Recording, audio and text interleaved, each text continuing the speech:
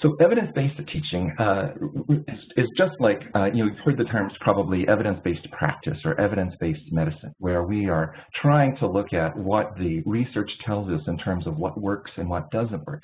Now, oftentimes there isn't research, or maybe we can't find an evidence-based practice, and it might be true for evidence-based teaching too. But first we want to look and see what lessons have we learned, what strategies do we know work in what particular context.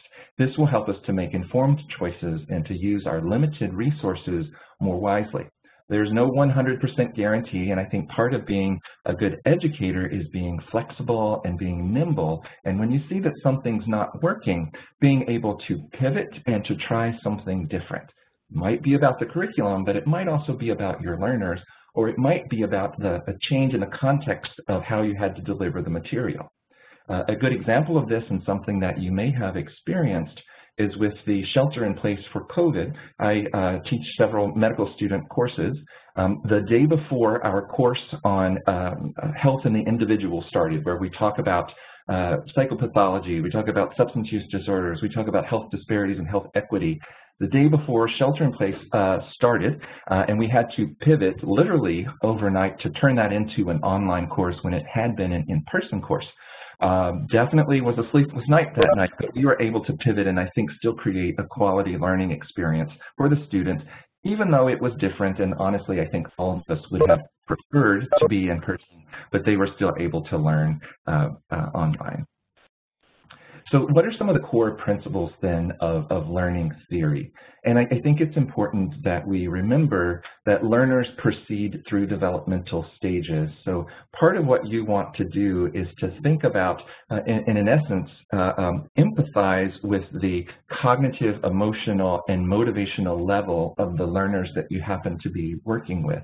And I will say, just from my own experience, I've been seeing patients for about 25 years or so, and it's very easy for me to do, say, an intake of a new patient. I don't need to look at a chart. I don't need to look at a structured outline of the questions to ask. It's an internalized automatic skill set.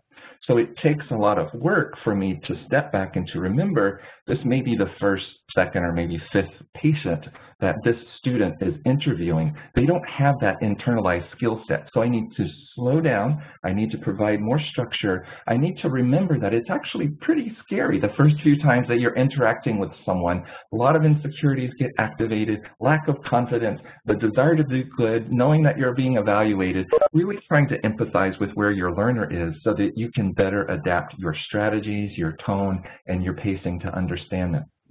I think when you have a lot of different teaching tools, again, this is where the flexibility comes in, because you have to be able to jump from learner level to learner level. So I do teach faculty, I teach residents, I also teach first-year medical students, and I teach pre-medical students that are hoping to get into med school someday.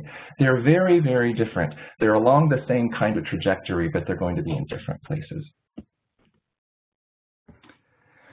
Some other core principles that I think are important to keep in mind, and depending on where you practice and sort of the culture of that environment, it's the first bullet point I want to emphasize. Data, or talking about studies, that is important, and we want to be evidence-based when possible. But even though data is convincing, it's stories that people remember. And over the years, as I've had students sort of graduate and move on and develop their own careers, and they come back to me, I love asking them, what do you remember the most about what we taught you? And it has never once been, oh, I remember this study, or I remember this data slide, or I remember this data point.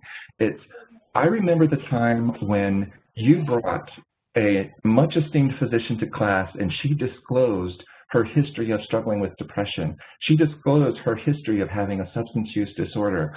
I could be her. In fact, sometimes I am her, and I will never, ever forget the stories that she shared with us. So it's about data, but it's about stories, and I think both of those are important. That's the mind and the heart part that I was talking about. Next bullet point, and when you're again thinking about learning modalities, multimodal approaches tend to be the best. So that would be, sure, some PowerPoint and limited amounts are okay, but you also want discussions. It could be small groups, large groups, pair shares.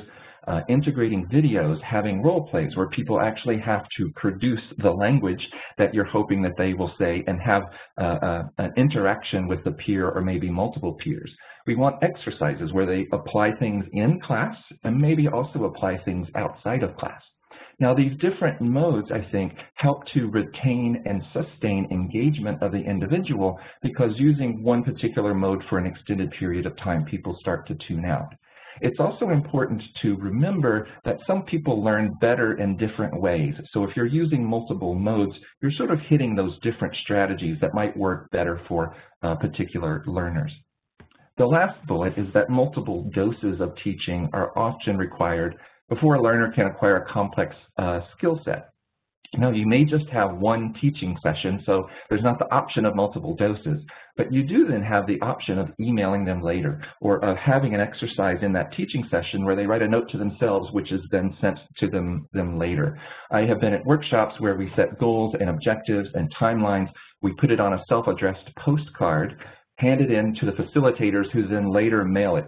They don't have another session with us, but essentially I've gotten reminded of what I had committed to do because I get that postcard in the mail. When we think about teaching in the School of Nursing, we call it a spiral curriculum, where we will introduce concepts in their first year, then we will spiral back to those same concepts in a much deeper and more elaborated way in their second year and in their third year, or wherever they happen to be in their training.